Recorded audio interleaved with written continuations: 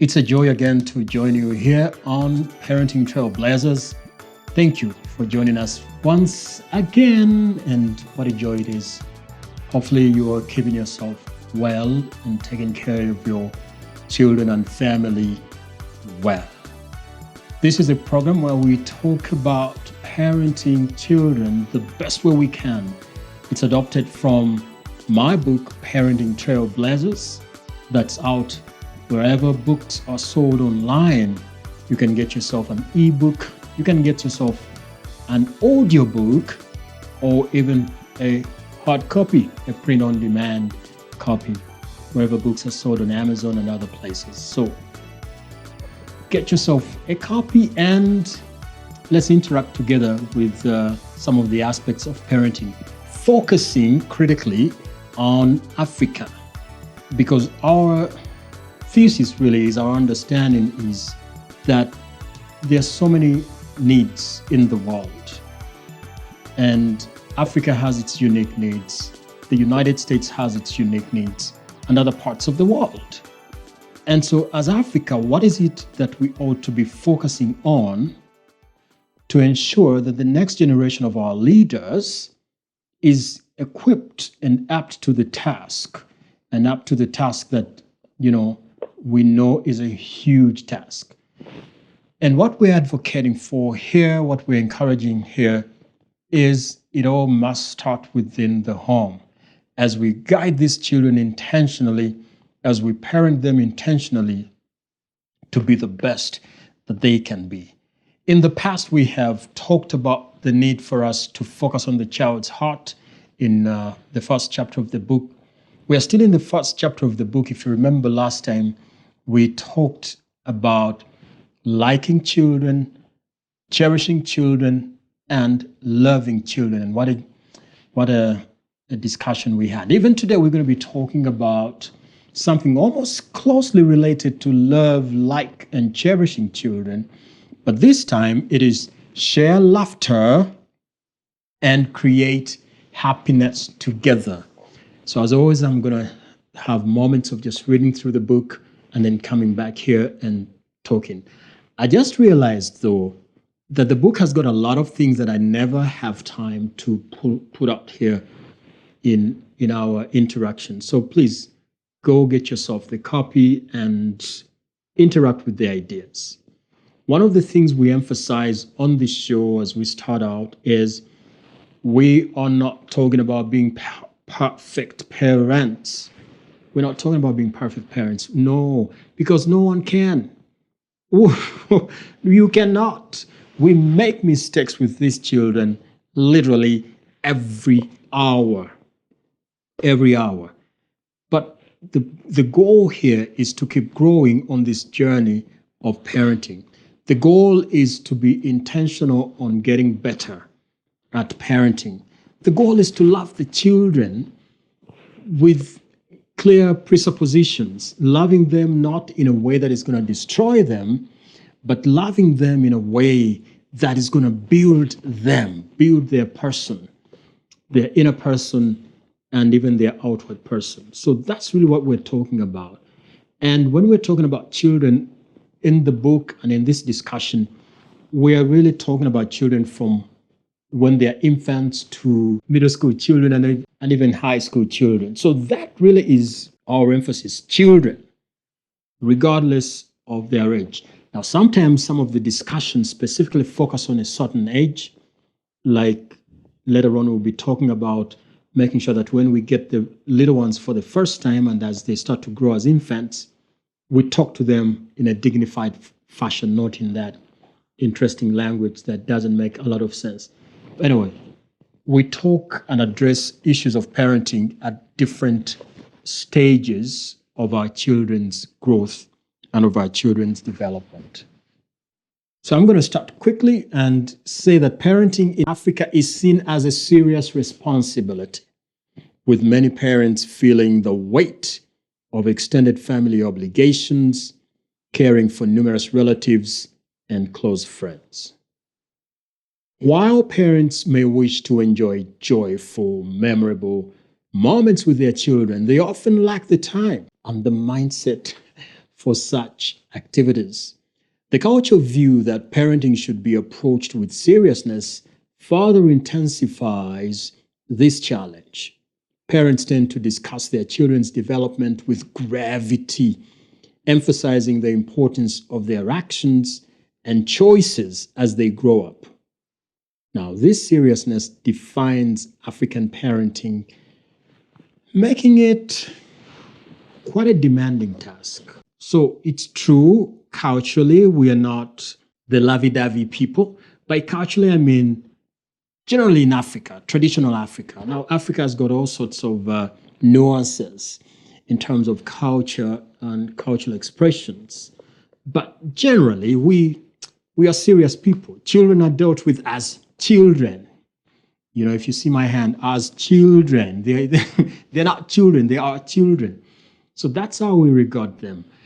And unless the child out of their own making comes and does something funny and makes us laugh, we don't really go out to start enjoying life with children because we are preoccupied with our other adult concerns and adults and colleagues at our age. And so we never look out for moments when we now go out to have the child herself or himself be the one to share laughter with or create memorable moments of happiness together.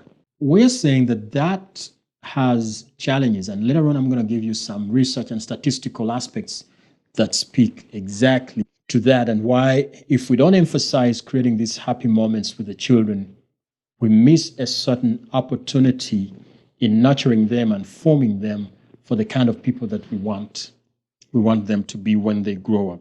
Yet, despite of our seriousness as parents, the science and art of raising holistic children suggests that we should intentionally create moments of lightheartedness, full of laughter, joking, and just merrymaking, enjoying ourselves, having fun. That's what the science really says that we should be doing. The reality of childhood is a natural desire for happiness. See, I remember growing up in East Africa, in Kampala, and there was all sorts of challenges and problems on the political aspects. I think there was moments of civil wars in the country at that time. The economy wasn't doing good, and services were down for much of our life. And I could see parents really engrossed in these concerns. And I understand they had to be. But as a child, really, it's as if these things were not happening.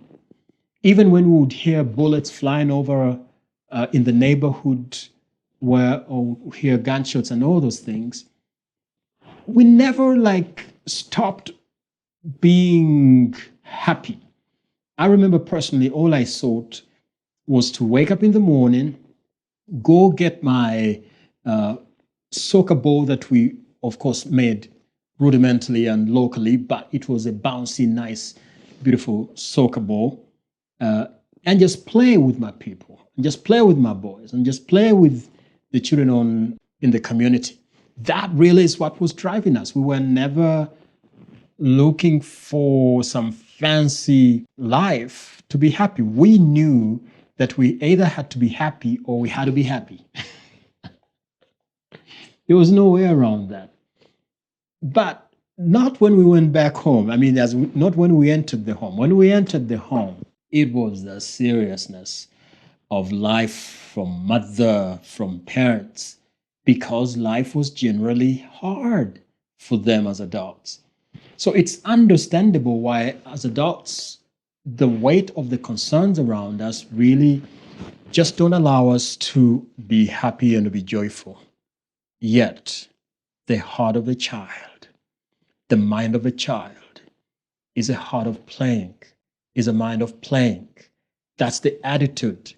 So here is a child whose mind is for playing and having fun and laughing and merrymaking. Yet the person they must look up to is always serious. There's no joy, there's no happiness. And so, amidst this childhood utopia of my happiness, my parents, my guardians were constantly burdened with their own chaos and stress, often unintentionally, and they shared this and their worries with us. Okay? They would, express frustration over financial difficulties, or wastefulness as children would be an issue for them to complain about. And our failure to complete chores, for example, would be an area that would get them worked up. This created an atmosphere of sadness in the home, even though we children naturally tried to overshadow it with play and fun, and much fun. But this atmosphere of seriousness and unhappiness is something that many of us experienced in our homes, maybe even beyond Africa. For those of you who are watching this podcast beyond Africa, maybe even you experienced this unhappiness, even though you are not on the continent, and the challenges that the continent had, especially in the 80s and the 90s. Which challenges, by the way, in many other parts of Africa have continued, civil unrest and poor economic performance and all those things. This created a somber environment, probably leading to a generation of relatively sad and sometimes angry parents. On much of social media, I hear people giving testimony on shows like this one online, how everyone is angry, how everyone is sad, how everyone is really mad at another. You make a statement, somebody doesn't like it, they insult and abuse and, call you names. Could it be that it's because these people were never happy? They never saw their parents happy. All they saw from their parents was sadness, bitterness, no celebration of good. And sometimes for me, I marvel. The people who actually seem to be doing better financially, sometimes are even more harsh and hard and sad and gloomy. And I'm like, what's up? I write and say that to raise a new generation of happy and enthusiastic Africans, creating joyful, laughter-filled family environments is essential. A 2019 study by Adekunle Adegoke involving 1,200 Nigerian families found that those who engaged in regular fun activities like games and outings experienced 80% higher family cohesion and satisfaction, alongside reduced stress levels for both parents and children. So parents also benefit from an environment of laughter. It's not just a children thing. Even parents actually benefit from that. Stop being too serious. People are too serious. And sometimes you just don't know how to stop them because they think that it's cool to be serious. it's cool not to smile. It's cool not to laugh. And people just take themselves too seriously.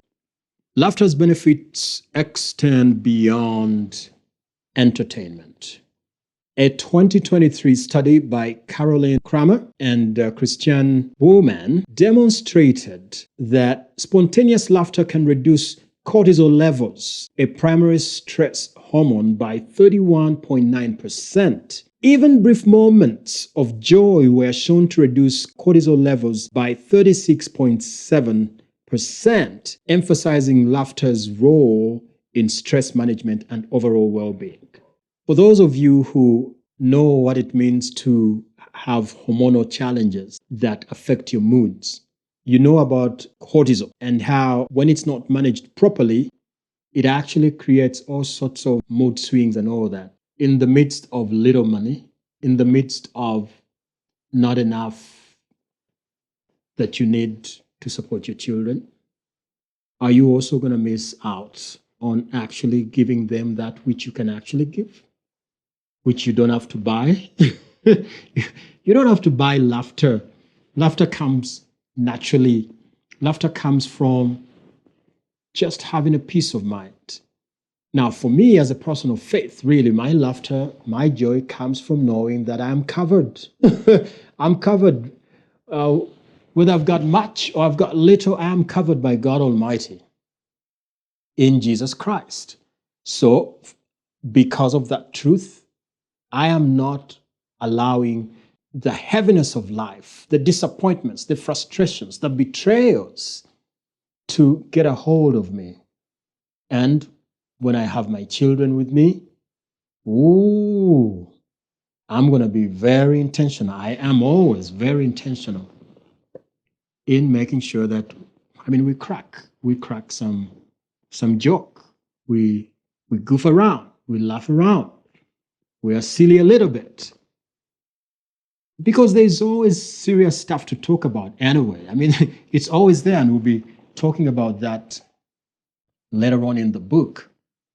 But for me, when I'm with my children, the first inclination is let's have some fun. Let's have some fun. Now, of course, some children will not necessarily respond to your fun as quickly or as naturally as you would want them to, because they've got different personalities, and personality is also another issue that we'll have to emphasize. In another world, I'm a coach and trainer in soft skills, and one of the certifications I have is Insights Discovery Certification, which of course emphasizes the idea of uniqueness in form, of personality. And that also affects how people show up. And in this case, some people may naturally show up in a very reserved, contained way, and other people naturally may show up in a rather open and flamboyant and enthusiastic fashion. Understand that the science asks that you are a little bit lighthearted and create cheerful moments, regardless of your personality. So know who you are and understand how you can leverage your personality and your style of showing up to actually adapt and parent as effectively as possible. Yes, some of your parents don't laugh, don't care about it. It's not important. Doesn't mean you are unhappy with the people or with the situation. Maybe you are even doing very well. You've got good incomes. You've got good rapport with people. But it's not in you to just go around, laughing around. That's understandable. As long as you do not make it difficult for other people around you to enjoy life. You get what I mean? Yeah, because as parents, we're not living for ourselves. We're living for our children. So it's not really about your style that you love. It's really about, am I creating a growth opportunity for the child? Am I making sure that what I am doing, what I am not doing, is creating a growth opportunity for the child? And today we are emphasizing the aspect of laughter. Loosen up, laugh, and enjoy life. I write and say that encouraging laughter in everyday family interactions can profoundly influence children's development, enhancing their emotional resilience, social skills, and optimism. Optimism is so important, especially because for many of us, we languish a long time in stages where we ought not to be. Now, if you're not the type of person who understands that there will be change, regardless of how long you have taken, you are going to be sad in contemplation of what should have been and not be optimistic. In the meantime, the children are catching this. And they're seeing how you are literally giving up into the frustrations of today. But when they see you cheerful, not disregarding the reality, but knowing that being too serious is not going to change anything in the moment, but instead it's going to frustrate the children and give them a wrong example of how to lead life, then you loosen up. and you create light moments intentionally, and you show your children as they watch you that there is always hope for something brighter. There's always hope for something brighter. I remember, I think it was about several years ago, my daughter comes to me and she says, "Hey, Daddy, I've watched you.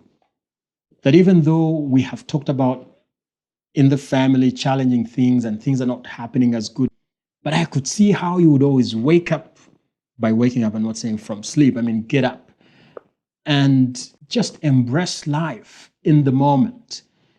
If it was a time of fellowship and prayer, you would just get in there and fellowship and praise, not because everything around you is right, but because that's your heart. You just want to hope for the best, regardless of what the reality continues to be right now." And she told me that, and I cherish that, and I remember that. You know, children are watching. They are watching how, even though you are providing for them and everything seems to be good, but you are not happy and you don't transfer any happiness to them. You only transfer seriousness, such that even when you provide for them, they don't really enjoy your provision. Of course, they take your money, but, but they don't enjoy you. The children naturally want to enjoy humans, humans and not gadgets. Naturally, they want to enjoy the real human being who runs around with them, goofs around with them, and especially an adult they look up to and respect and, cherish. I hope that you start to see how you can creatively create moments of laughter and joy with your children.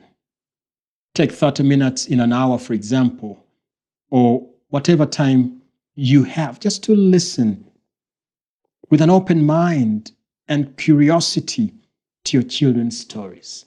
Let them talk to you and be there and listen. That's one of the suggestions I make. I make several suggestions, but because of time, we're not going to be able to go through all of them. Have time with your children. Don't be like these people who say, "I don't have time for those simple things." No. Can you imagine if the only time your children see you engaging with them is when you are very serious? What a testimony that is. It's not a very good testimony. So I have some reflective questions for us here. Question number 1, how can you as a parent balance the demands of daily life with the need to create joyful and light-hearted moments for your children? Question number 2, what specific activities or traditions can you introduce that encourage regular family bonding through joy and play? I remember times when we would just set up some fake games really in the house, maybe a bucket put in the corner and a little ball from far away. And it's a competition to just play. Whoever shoots in the bucket, we celebrate them and we rejoice together and we celebrate together. I want to encourage you, friends, create moments, cheap, inexpensive moments. You don't have to have lots of money to have fun with your children, to create light moments with your children.